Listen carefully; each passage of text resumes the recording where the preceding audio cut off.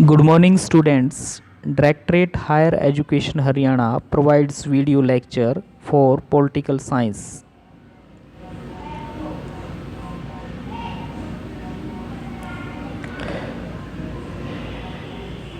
Today we will discuss on the topic comparative study of executive legislature of UK and USA. अर्थात आज हम Britain और संयुक्त राज्य अमेरिका की कार्यपालिका और विधानपालिका का तुलनात्मक अध्ययन करेंगे।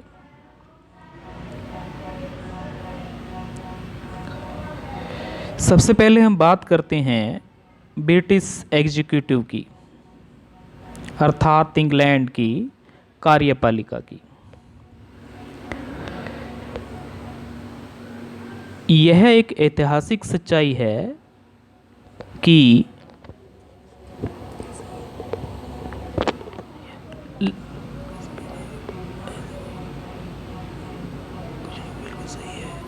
लोकतंत्रीय संस्थाओं की स्थापना करने में ब्रिटेन ने अत्यंत महत्वपूर्ण योगदान दिया है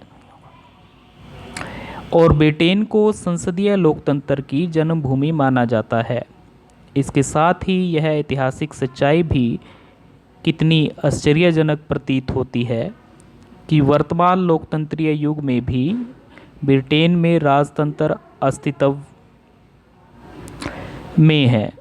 इस देश में राजतंत्र का होना लोकतंत्र के स्वरूप में धीरे धीरे बदलना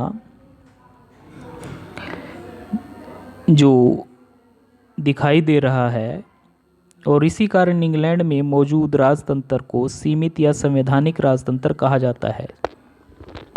वर्तमान समय में भी इंग्लैंड का राजतंत्र पैतृक सिद्धांतों पर आधारित है तथा संसद द्वारा पारित किए गए कानून के अनुसार उत्तराधिकारी सिंहासन पर विराजमान होते हैं। 1688 में इंग्लैंड में शानदार क्रांति हुई।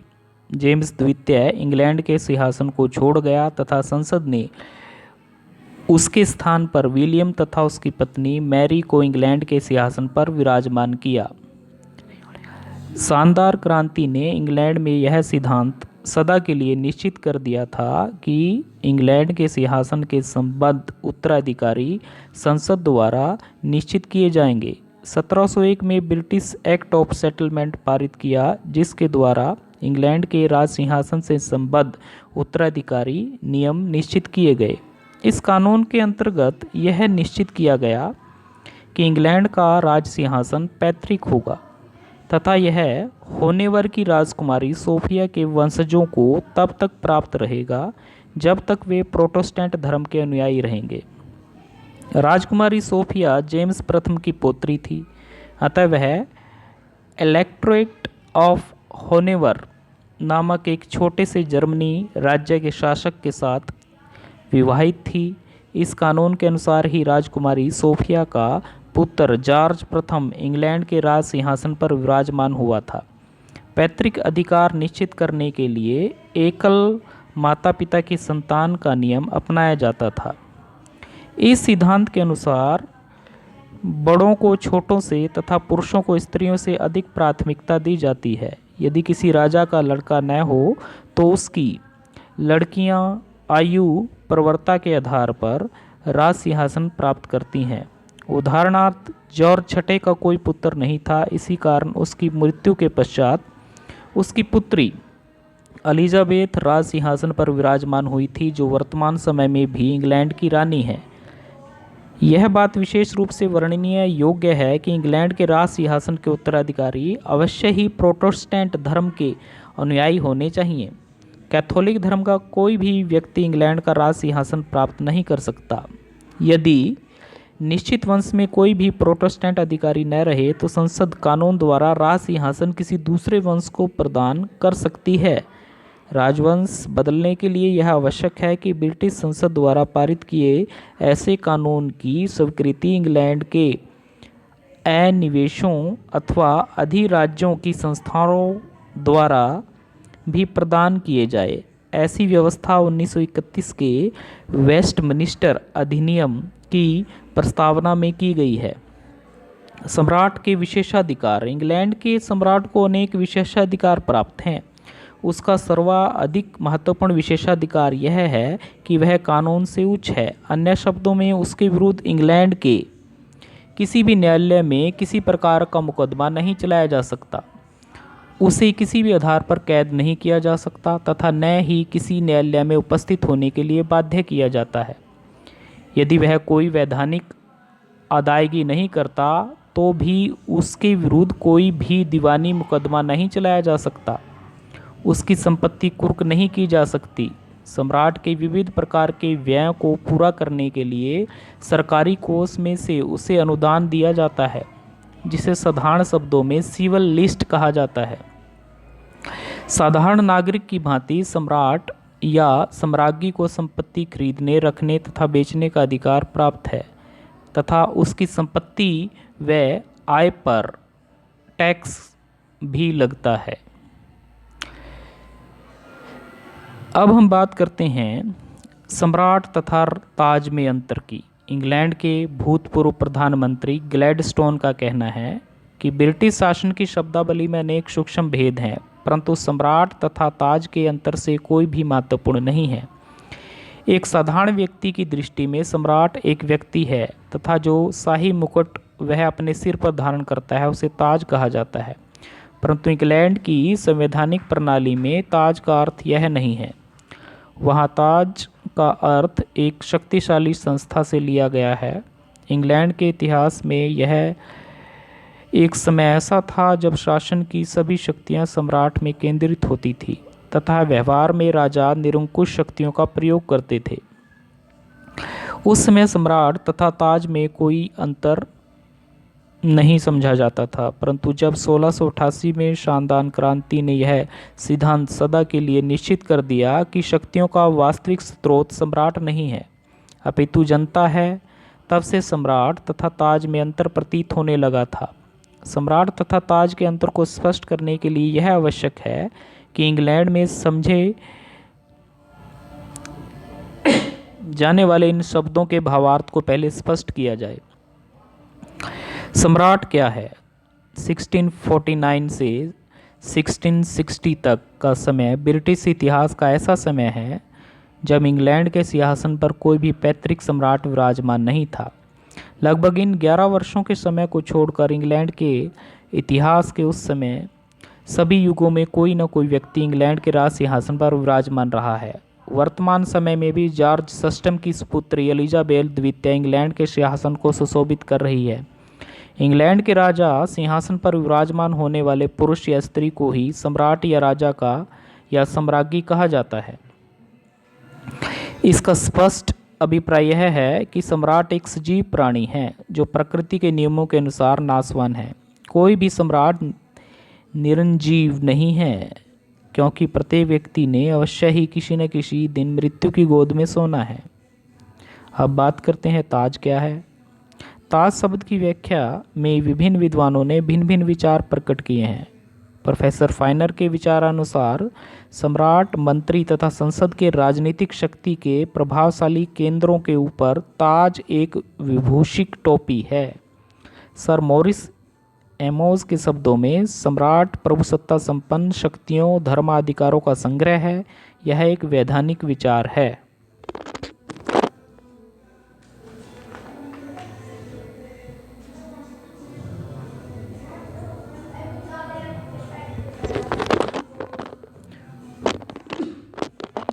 ताज शब्द की व्याख्या करते हुए विभिन्न विद्वानों ने भिन्न भिन्न शब्दों का प्रयोग किया है, परंतु इन सभी विद्वानों के विचारों का सारांश यह है कि ताज एक संस्था है जिसमें सम्राट, मंत्रिमंडल तथा कुछ सीमा तक संसद भी शामिल है। और अब हम बात करते हैं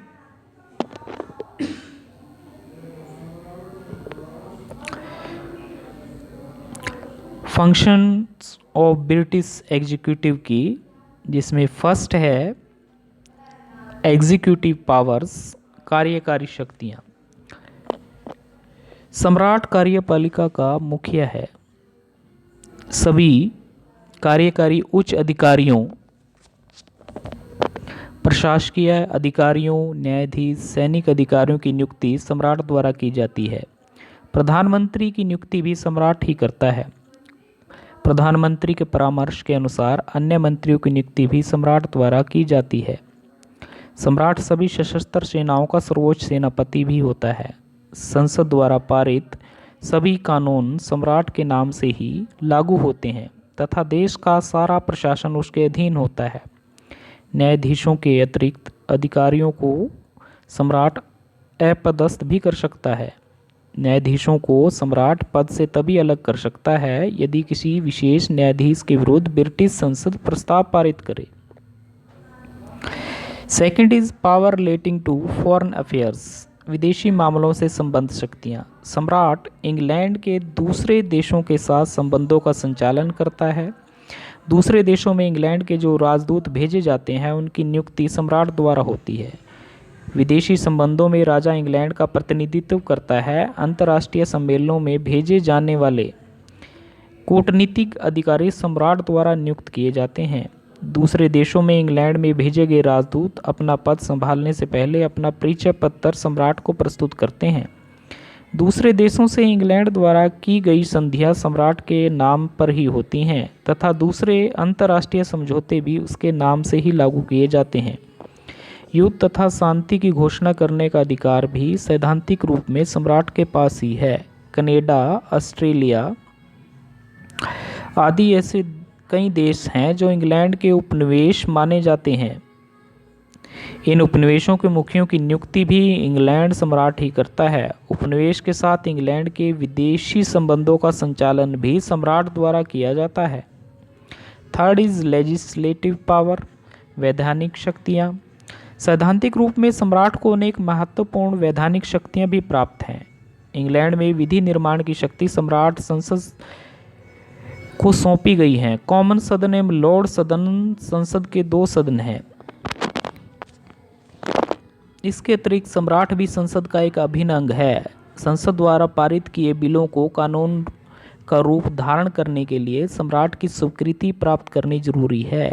यह ठीक है कि एक स्थापित परंपरा के अधीन सम्राट ऐसे बिलों की स्वीकृति देने से इनकार नहीं करता, परंतु सैद्धांतिक रूप में महत्वपूर्ण शक्ति सम्राट है। संसद का अधिवेशन भी सम्राट द्वारा बुलाया जाता है तथा आवश्यकता अनुसार सम्राट संसद का अधिवेशन स्थगित भी कर सकता है। कॉमन सदन का चुनाव 5 वर्ष के लिए होता है, परंतु इन 5 वर्षों के समय से पहले भी सम्राट कॉमन सदन को भंग कर सकता है। लॉर्ड सदन एक स्थायी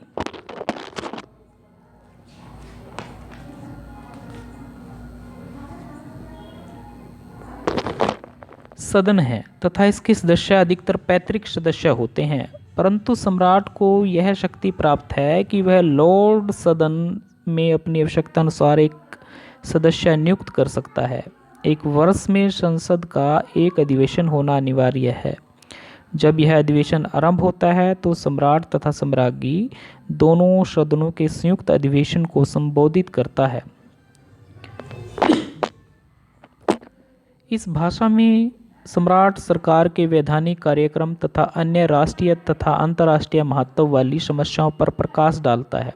इसके अतिरिक्त सम्राट को परिषद आदेश जारी करने की भी महत्वपूर्ण शक्ति प्राप्त है। परिषद आदेश सम्राट प्रीवी काउंसिल के साथ मिलकर जारी करता है। नेक्स्ट इज जुडिशियल पावर्स, न्यायिक शक्तियाँ। सम्राट को इंग्लैंड में न्याय का स्रोत कहा जाता है। इसका अभिप्राय यह है कि न्याय के प्रशासन में सम्राट का सर्वोच्च स्थान है। न्याय करने में सम्राट की आत्मा की आवाज़ अंतिम होती है। इंग्लैंड में न्यायाधीशों की नियुक्ति भी सम्राट द्वारा की जाती है। लॉर्ड चांसलर, जो कि मंत्रिमंडल का सदस्य होता है, सम्राट द्वारा समस्त न्याय प्रशासन पर दृष्टि रखता है। प्रीवी काउंसिल की न्याय समिति के सामने आने वाले मामलों का निर्णय सैद्धांतिक रूप में सम्राट द्वारा किया जाता है। इसके अतिरिक्त सम्राट न्यायालय द्वारा दंडित दोषियों की क्षमा याचना की अपील स्वीकृत कर सकता है तथा इसके दंड को क्षमा कर सकता है अथवा कम भी कर सकता है। फिफ्थ इज एक्लेस्टिक पॉलिटिकल फंक्शंस अर्थात धार्मिक कार्य। ब्रिटिश सम्राट को विश्वास का रक्षक माना जाता है। वह इंग्लैंड में चर्च का मुखिया है तथा बड़े बड़े पादरियों की नियुक्ति उसके द्वारा की जाती है। चर्च की राष्ट्रीय सभा चर्च का प्रबंध चलाने के लिए नियमों का निर्माण करती है। इस सभा द्वारा बनाए गए नियमों का सम्राट द्वारा स्वीकृत होना आवश्यक है। धर्म संबंधी मामलों में सम्राट को अंतिम शक्ति प्राप्त है तथा वह समय समय पर चर्च सम्मेलनों का आयोजन करता है। Next function is fountain of honour, सम्मान का स्रोत। ब्रिटिश सम्राट को सम्मान का स्रोत माना जाता है। प्रसिद्ध व्यक्तियों को उसके द्वारा सम्मानजनक उपाधियां तथा पदक प्रदान किए जाते हैं। इसी कारण राष्ट्रीय जीवन के प्रत्येक क्षेत्र में सम्राट को सत्कार और सम्मान की दृष्टि से देखा जाता है। सम्राट सर्वशक्तिमान तथा निरंकुश शासक है, परंतु वह सब कुछ केवल सैद्धांतिक रूप में है। इंग्लैंड इन सभी शक्तियों के वास्तविक प्रयोग तथा वास्तविक रूप का चित्र कुछ और ही है। वास्तविक रूप में सम्राट की सभी शक्तियां ताज रूपी संस्था की शक्तियां हैं। सम्राट भी उस संस्था का एक भाग है, परंतु व्यक्तिगत रूप में सम्राट किसी भी शक्ति का प्रयोग स्वेच्छानुसार नहीं कर सकता। सम्राट को सभी कार्य अपने मंत्रिमंडल के परामर्श तथा इच्छा के अनुसार करने पड़ते हैं।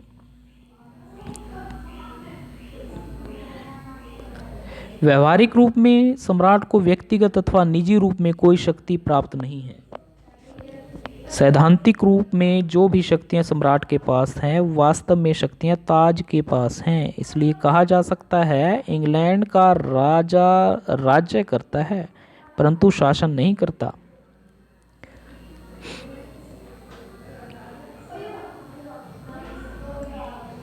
तो ये थी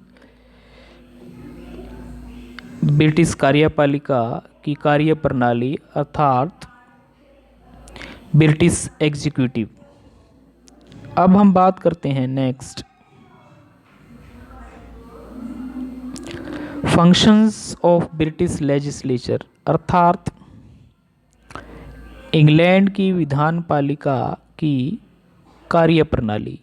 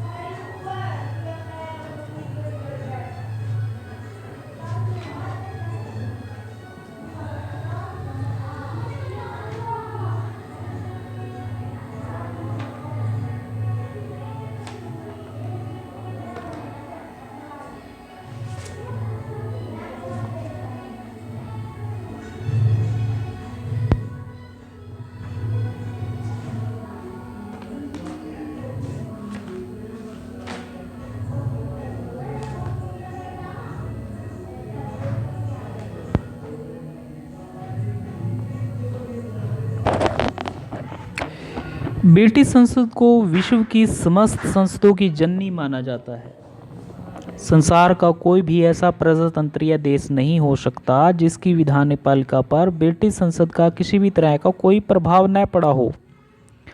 ब्रिटिश संसद की व्यवस्था किसी संवैधानिक कानून द्वारा नहीं की गई है, अपितु इसका विकास धीरे धीरे हुआ है।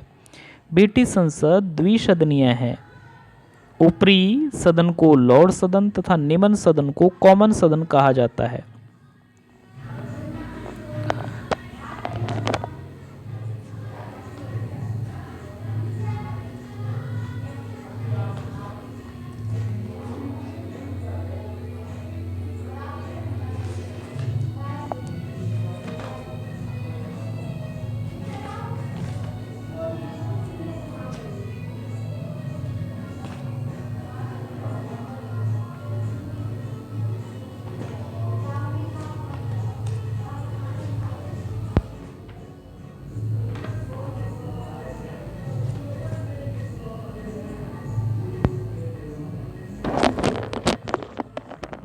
अब हम बात करते हैं फंक्शन ऑफ ब्रिटिश लेजिस्लेचर की, जिसमें फर्स्ट है लेजिस्लेटिव रोल।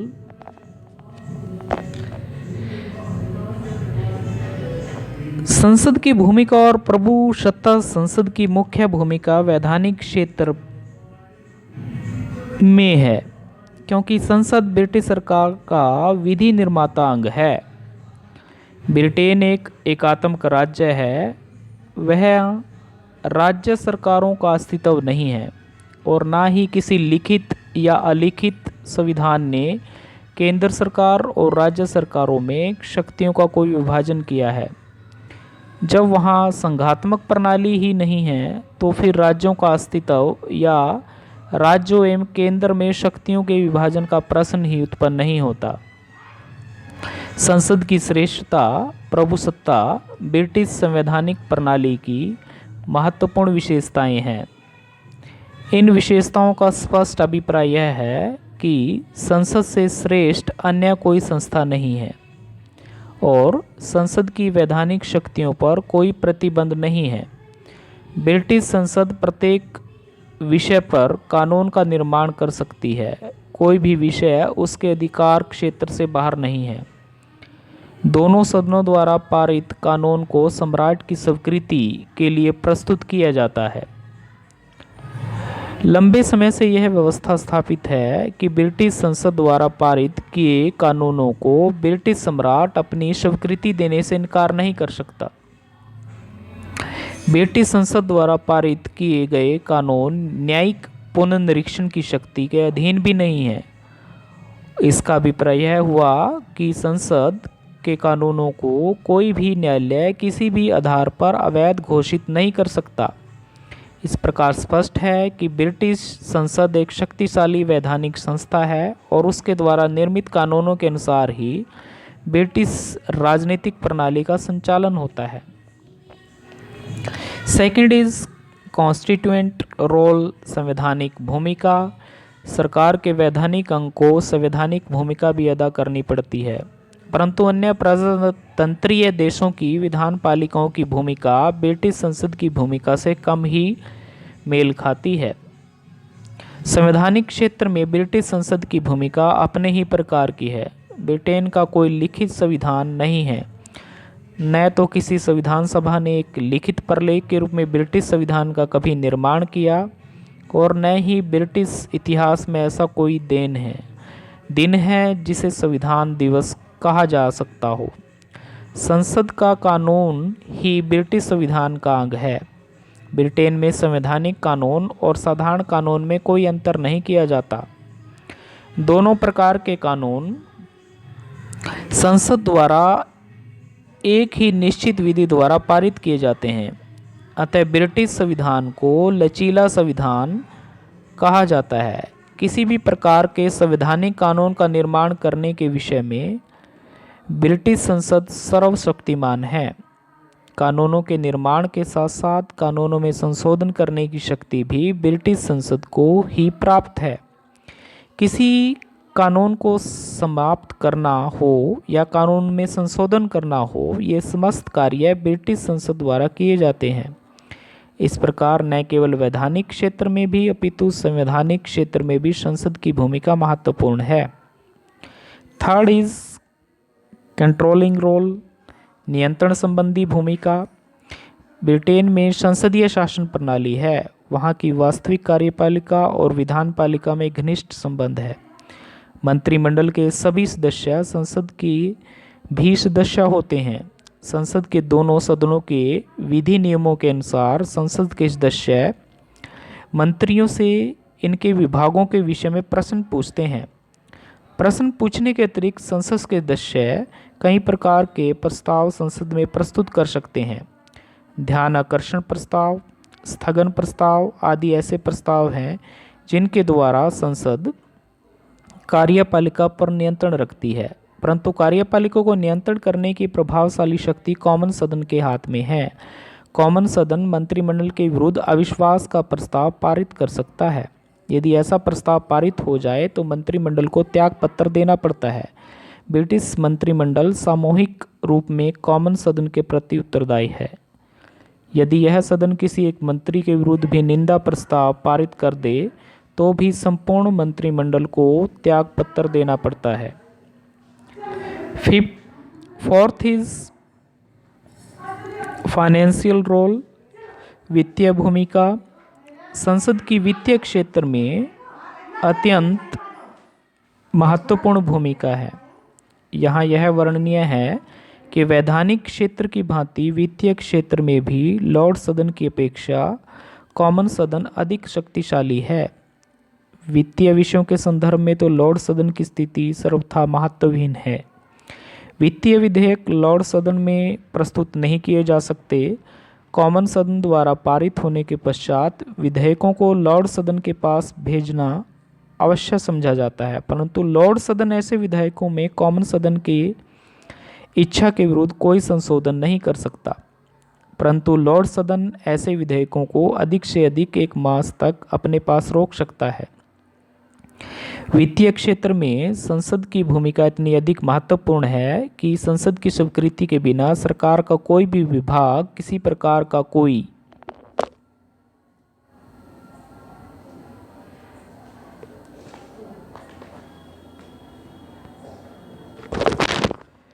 व्यय नहीं कर सकता। संसद प्रतिवर्ष वार्षिक बजट पारित करती है।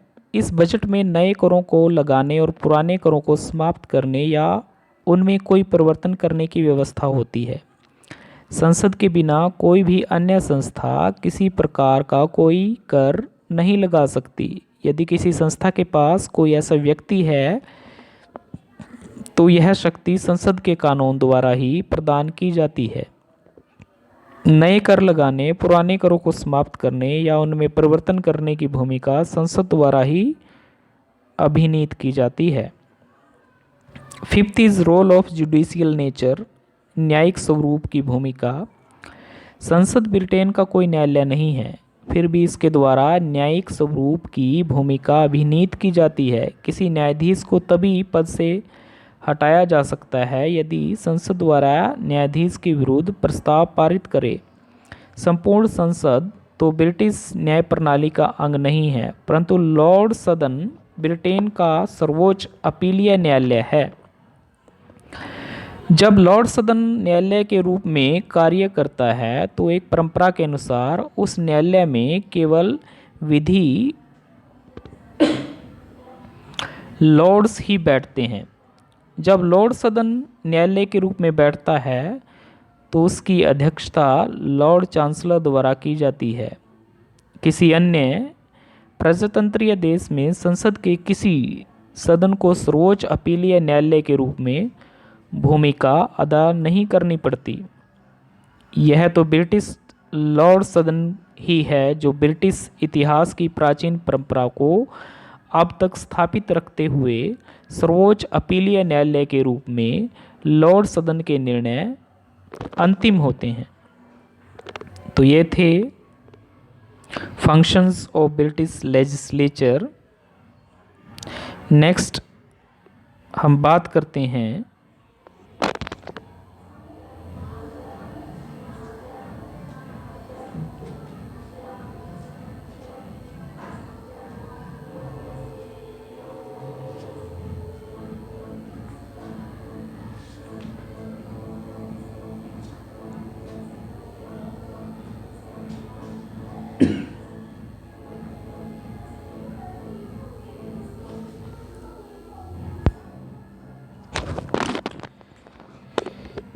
यूएसए एग्जीक्यूटिव की अर्थात संयुक्त राज्य अमेरिका की कार्यपालिका की।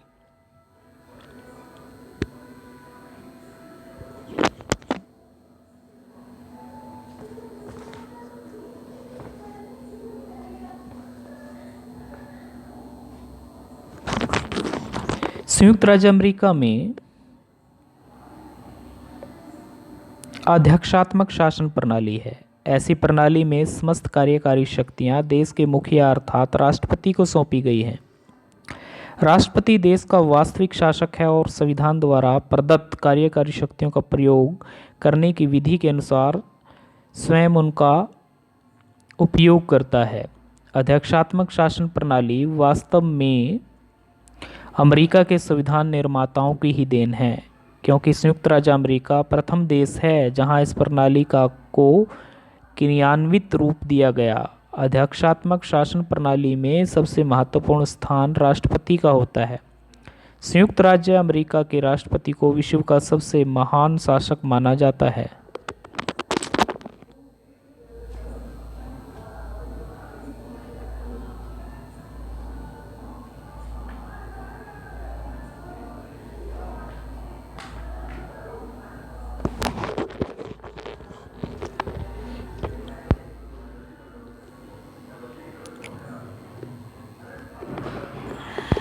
अब हम बात करते हैं यूएसए की एग्जीक्यूटिव की, जिसमें फर्स्ट है, जो फंक्शन की हम बात करें यूएसए एग्जीक्यूटिव की, तो फर्स्ट जो फंक्शन है इन्फोर्समेंट ऑफ लॉ, कानूनों को लागू करना। यूएसए के संविधान के अनुसार अनुच्छेद 2 तथा सेक्शन 3 में यह व्यवस्था की गई है कि राष्ट्रपति इस बात का ध्यान रखेगा कि कानूनों को ठीक रूप से लागू किया जा सकता है। किस प्रकार से लागू किया जा सकता है? इसका अर्थ यह हुआ कि कानून लागू करना राष्ट्रपति की जिम्मेवारी है। इसके संबंध में यह वर्णनीय है कि राष्ट्रपति केवल संघीय कानूनों को ही लागू कर सकता है तथा राज्य सरकारों के कानूनों को लागू करने का उत्तरदायित्व संबंधित राज्य के गवर्नर का होता है। Second function is maintenance of law, व्यवस्था बनाए रखना। कानूनों को लागू करने की शक्ति के साथ ही व्यवस्था बनाए रखने का उत्तरदायित्व भी संबंधित है। संविधान के अनुच्छेद 4 के सेक्शन 4 के अधीन यह व्यवस्था है कि संयुक्त राज्य अमेरिका यह निश्चित करेगा कि संघ के प्रत्येक राज्य की सरकार का रूप गणतंत्रीय है। संयुक्त राज्य प्रत्येक राज्य की आक्रमण से रक्षा करेगा। यदि किसी राज्य का विधानमंडल प्रार्थना पत्र करता है कि संयुक्त राज्य उस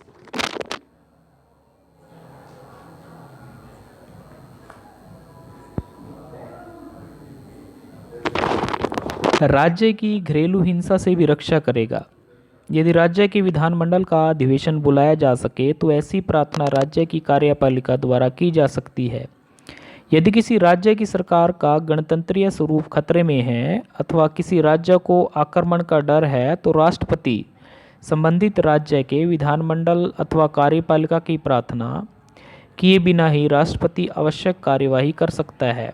यदि किसी राज्य में आंतरिक हिंसा के कारण संघीय कानूनों को ठीक रूप में लागू नहीं किया जा सकता अथवा संघीय जायदाद की सुरक्षा खतरे में हो अथवा अंतर्राज्यीय वाणिज्य का कुशलतापूर्वक संचालन न किया जा सकता हो तो राष्ट्रपति संबंधित राज्य विधानमंडल से अनुरोध प्राप्त किए बिना ही आवश्यक कार्यवाही कर सकता है। इस उद्देश्य के लिए यह संघीय सेवाओं का उपयोग कर सकता है।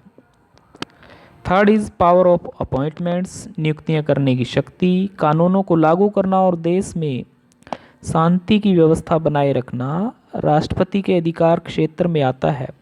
इन कार्यों में राष्ट्रपति की सहायता करने के लिए अनेक प्रकार के कर्मचारी तथा अधिकारी नियुक्त किए जाते हैं। ऐसे अधिकारियों की नियुक्ति करने में राष्ट्रपति महत्वपूर्ण भूमिका निभाता है। Fourth is power of remove federal officers, संघीय अधिकारियों को हटाने की शक्तियाँ। अमेरिकन संविधान इसके बारे में मौन है कि सीनेट की स्वीकृति द्वारा नियुक्त किए गए अधिकारियों को किसी पद से हटाने की शक्ति राष्ट्रपति स्वैच्छिक रूप में प्रयोग में ला सकता है अथवा इस उद्देश्य के लिए भी सीनेट की स्वीकृति प्राप्त नहीं करनी पड़ती। 1920 में राष्ट्रपति विल्सन ने मायरस नामक पोस्टमास्टर की सीनेट की स्वीकृति प्राप्त किए बिना ही उसे पद से हटा दिया था। राष्ट्रपति की ऐसी कार्रवाई के विरुद्ध मिस्टर मायरस के सर्वोच्च न्यायालय में मुकदमा कर दिया। इस मुकदमे का निर्णय देते हुए सर्वोच्च न्यायालय ने कहा कि संघीय अधिकारियों को पद से हटाने कि राष्ट्रपति की शक्ति को कानून द्वारा सीमित नहीं किया जा सकता। इस प्रकार सर्वोच्च न्यायालय ने इस निर्णय में यह निश्चित कर दिया कि सीनेट की स्वीकृति द्वारा नियुक्ति किए गए संघीय अधिकारियों को पद से हटाने के लिए सीनेट की स्वीकृति प्राप्त करने की आवश्यकता नहीं है। Next is formulator and prosecutor of foreign policy, अर्थात विदेश नीति का निर्माता एवं संचालक। संयुक्त राज्य अमेरिका का राष्ट्रपति देश की विदेश नीति का निर्माण करने में बहुत महत्वपूर्ण भूमिका निभाता है। संविधान ने विदेश नीति का निर्माण करने का कार्य राष्ट्रपति के किसी दूसरे अंग को नहीं सौंपा है, अपितु यह कार्य राष्ट्रपति के मुख्य कार्यपालिका अथवा राष्ट्रपति द्वारा ही किया जाता है। Sixth is recognisation of foreign states, विदेशी राष्ट्रों को मान्यता देना। विदेशी नीति का संचालन करने में राष्ट्रपति की एक और महत्वपूर्ण शक्ति सहायक सिद्ध होती है। जब कोई नया राष्ट्र अस्तित्व में आता है अथवा किसी राष्ट्र में सैनिक तानाशाही अथवा क्रांतिकारी साधनों द्वारा कोई नई सरकार स्थापित की जा सकती है, तो अंतर्राष्ट्रीय कानून के अनुसार ऐसे राष्ट्र अथवा सरकार के लिए दूसरे देशों में मान्यता करना आवश्यक होता है। संयुक्त राज्य अमेरिका द्वारा दूसरे राज्यों अथवा सरकारों को मान्यता देने का कार्य देश के राष्ट्रपति द्वारा किया जाता है। Seventh is treaty making power, अंतर्राष्ट्रीय संधियां करने की शक्ति। संयुक्त राज्य अमेरिका के राष्ट्रपति को दूसरे देशों में संधियां करने की शक्ति संविधान के अनुच्छेद 2 सेक्शन 2 के अधीन कर दी गई है, परंतु राष्ट्रपति इस शक्ति का प्रयोग वास्तविक रूप में नहीं कर सकता, क्योंकि उसके द्वारा की गई अंतर्राष्ट्रीय संधियों का सीनेट की तरफ से स्वीकृत होना आवश्यक है। संविधान में यह व्यवस्था की गई है कि राष्ट्रपति दूसरे देशों के साथ संधियां कर सकता है, परंतु उस द्वारा की गई अंतर्राष्ट्रीय संधियां तब तक लागू नहीं की जाएंगी जब तक कि सीनेट के उपस्थित सदस्यों का 2/3 बहुमत उन संधियों को स्वीकार नहीं कर लेता। Seventh is treaty making power.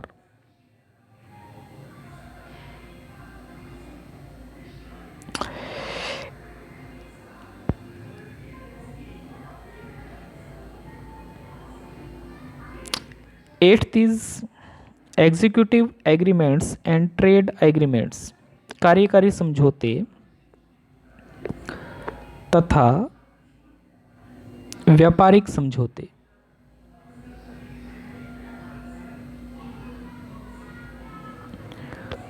Senate से संधियों को स्वीकार करवाने की मुश्किल को अनुभव करते हुए कई राष्ट्रपति अंतर्राष्ट्रीय संधियां करने के स्थान पर दूसरे देशों के प्रधानों के साथ समझौते करते हैं।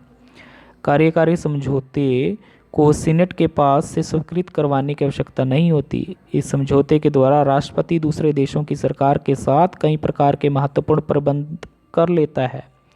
यह कार्यकारी समझौते विदेशी संबंधों के क्षेत्र में उतने ही महत्वपूर्ण होते हैं जितने कि अंतर्राष्ट्रीय संधियां।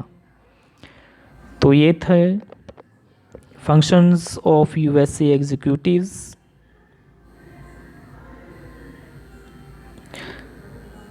अब हम बात करेंगे next functions of USA legislature.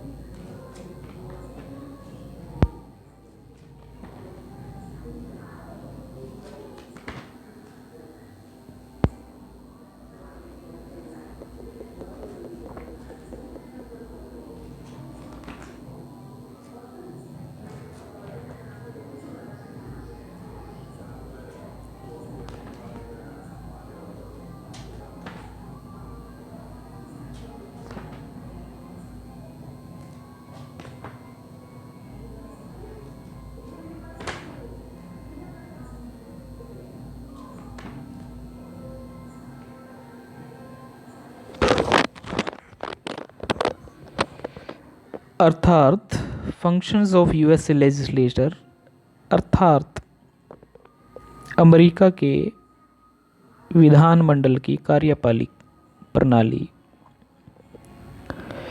संयुक्त राज्य अमेरिका की संघात्मक सरकार के विधानमंडल की व्यवस्था कांग्रेस के रूप में की गई है। अमेरिका की कांग्रेस के दो सदन हैं। निम्न सदन को प्रतिनिधि सदन तथा ऊपरी सदन को सीनेट कहा जाता है।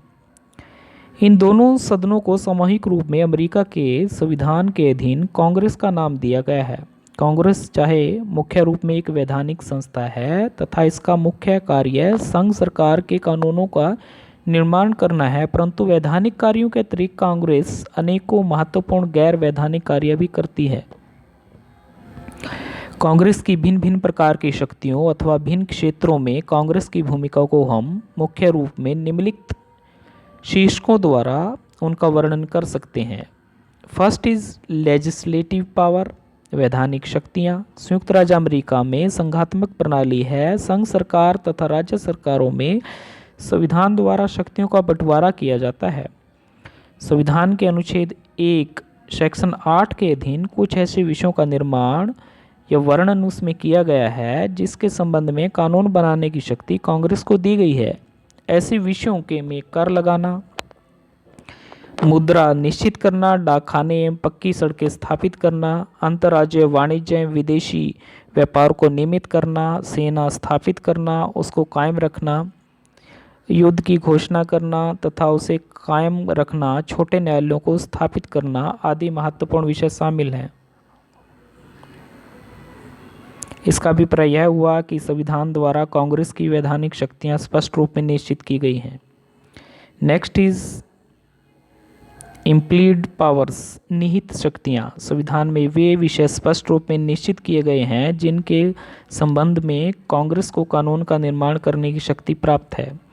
इसके साथ संविधान में यह व्यवस्था भी की गई है कि संविधान द्वारा कांग्रेस को दी गई शक्तियों को व्यवहारिक रूप देने के लिए अवश्य सभी कानूनों का निर्माण कर सकती है। इस संवैधानिक व्यवस्था के आधार पर सर्वोच्च न्यायालय की निहित शक्तियों के सिद्धांत को जन्म दिया गया है। इस सिद्धांत के अनुसार कांग्रेस को न केवल वे शक्तियां ही प्राप्त हैं जो संविधान द्वारा उसे सौंपी गई हैं, अपितु उसके साथ ही कांग्रेस उन विषयों के संबंध में कानून बना सकती है जो विषय संविधान में वर्णित विषयों से संबंध रखते हैं।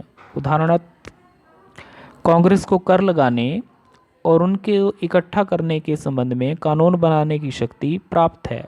इस शक्ति के आधार पर ही कांग्रेस को संयुक्त राज्य में संघीय बैंक स्थापित करने की शक्ति प्राप्त है। कांग्रेस को अंतर्राज्यीय वाणिज्य को नियमित करने की शक्ति संविधान द्वारा की गई है, परंतु निहित शक्तियों के सिद्धांत के अनुसार कांग्रेस को यातायात के साधनों का पूर्ण नियंत्रण रखने की शक्ति प्राप्त हो गई है, क्योंकि इस शक्ति के बिना अंतर्राज्यीय व्यापार को नियमित नहीं किया जा सकता। इसका अभिप्राय यह हुआ कि कांग्रेस न केवल संविधान में वर्णित विषयों अपितु उससे संबंधित विषयों पर भी कानून का निर्माण कर सकती है। नेक्स्ट इज कॉन्स्टिट्यूशनल पावर्स, संवैधानिक शक्तियां। संविधान के अनुच्छेद 5 के अधीन कांग्रेस को संविधान में संशोधन करने के संबंध में शक्ति दी गई है। संविधान में संशोधन के लिए यह आवश्यक है कि कांग्रेस के दोनों सदन अपने अपने सदस्यों के 2/3 बहुमत द्वारा संशोधन बिल को प्रस्तावित करने तथा उस प्रस्तावित किए गए संशोधन को 3/4 राज्यों के विधानमंडल इसे स्वीकार कर लें। कांग्रेस द्वारा संवैधानिक संशोधन को प्रस्तावित करने की एक और विधि भी है। यदि 2/3 राज्यों के विधानमंडल प्रार्थना पत्र दें तो कांग्रेस एक विशेष सम्मेलन बुलाएगी जो संवैधानिक संशोधन को प्रस्तावित करेगी। ऐसे प्रस्तावित संशोधनों के लिए भी 3/4 राज्यों के विधानमंडल द्वारा स्वीकार होना आवश्यक है। कांग्रेस किसी भी संशोधन के संबंध में समय निश्चित कर सकती है, जिस समय के अंदर राज्यों के विधानमंडल द्वारा प्रस्तावित संशोधन की पुष्टि की जा सकती है। यदि निश्चित समय के अंदर आवश्यक राज्यों की गिनती प्रस्तावित संशोधन की पुष्टि न कर सके तो उसको संशोधन समाप्त कर दिया जाता है। कांग्रेस को यह शक्ति प्राप्त है कि वह किसी संशोधन के संबंध में यह व्यवस्था कर सकती है कि उस संशोधन की राज्यों के विधानमंडलों द्वारा नहीं अपितु राज्यों के विशेष संवैधानिक सम्मेलनों द्वारा पुष्टि की जा सके। 21वें संशोधन में के संबंध में कांग्रेस ने ऐसी व्यवस्था की थी तथा इस संशोधन को राज्यों के विशेष संवैधानिक सम्मेलनों द्वारा स्वीकार किया गया था। Fourth is control the executive, कार्यपालिका पर नियंत्रण। इंग्लैंड, कनाडा, भारत आदि की संवैधानिक प्रणालियों के अधीन कार्यपालिका पर प्रभावशाली नियंत्रण की शक्ति विधानमंडल के निम्न सदन को दी गई है, परंतु संयुक्त राज्य अमेरिका की संवैधानिक प्रणाली में ऐसी व्यवस्था नहीं की है, अपितु कांग्रेस के ऊपरी सदन अभिप्राय सीनेट को कार्यपालिका पर नियंत्रण रखने की स्वीकृति या शक्ति दी गई है। राष्ट्रपति संघ सरकार के उच्च अधिकारियों की नियुक्ति करता है, परंतु ऐसी नियुक्तियां अंतिम रूप में तब ही लागू होती हैं जब सीनेट अपने साधारण बहुमत द्वारा जन नियुक्तियों को स्वीकार कर दे। ऐसी नियुक्तियों में राष्ट्रपति के मंत्रिमंडल के सदस्य, सर्वोच्च न्यायालय के न्यायाधीश तथा अनेक अन्य सैनिक एवं असैनिक कर्मचारी शामिल हैं। यदि सीनेट में बहुमत राष्ट्रपति के दल का न हो तो राष्ट्रपति को सीनेट में नियुक्तियों को स्वीकृति दिलाने के लिए काफ़ी मुश्किलों का सामना करना पड़ता है। नियुक्तियों को स्वीकार करने की शक्ति सीनेट पर प्रभावशाली नियंत्रण के रूप में कार्य करती है। इस शक्ति के होने के कारण ही राष्ट्रपति उच्चाधिकारियों की नियुक्तियां करने में अपनी मनमानी नहीं कर सकता। Fifth is influence on foreign relations, विदेशी संबंधों पर प्रभाव। संविधान के अनुच्छेद 2 के सेक्शन 2 के अधीन राष्ट्रपति को अन्य देशों से संधियों करने की शक्ति दी गई है, परंतु इसके साथ ही संविधान में यह व्यवस्था की गई है कि राष्ट्रपति द्वारा की गई अंतर्राष्ट्रीय संधियां सीनेट के उपस्थित सदस्यों के 2/3 बहुमत द्वारा अवश्य स्वीकार होनी चाहिए। यदि सीनेट राष्ट्रपति की अंतर्राष्ट्रीय संधियों के संबंध में ऐसी स्वीकृति नहीं देता तो वे संधियां अंतिम रूप धारण नहीं कर सकती। उदाहरण स्वरूप 1919 में राष्ट्रपति वुडरो विल्सन की वर्साई संधि को स्वीकृति सीनेट ने नहीं दी थी तथा इसी कारण संयुक्त राज्य अमेरिका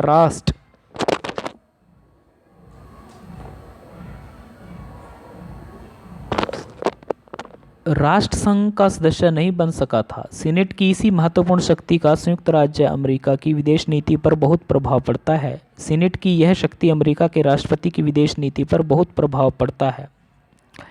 सीनेट की यह शक्ति अमेरिका के राष्ट्रपति की विदेश नीति पर नियंत्रण तथा रोक है या नियंत्रण है।